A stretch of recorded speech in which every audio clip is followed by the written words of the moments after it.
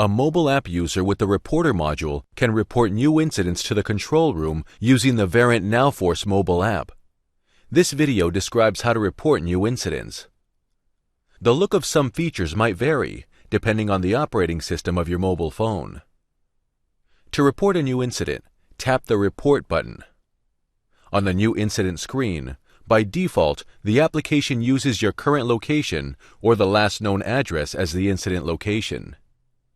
If you have the permission to set a different location, you can manually change the reported address in the location field. Now you can choose an incident type. Optionally, you can change the incident's display to a list.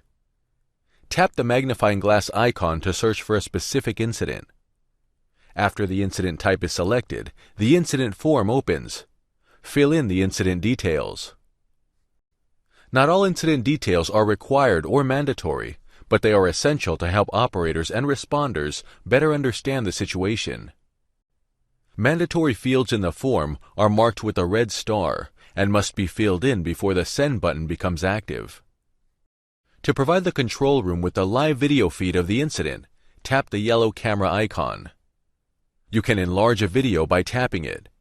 To minimize it again, tap the square button. You can enlarge or minimize a video by tapping it.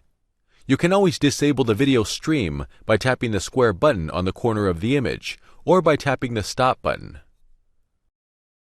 After the incident details and mandatory fields in the form are complete, the Send button turns blue.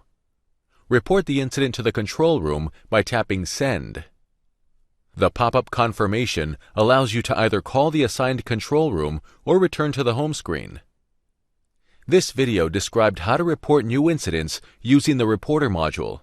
Thank you for watching.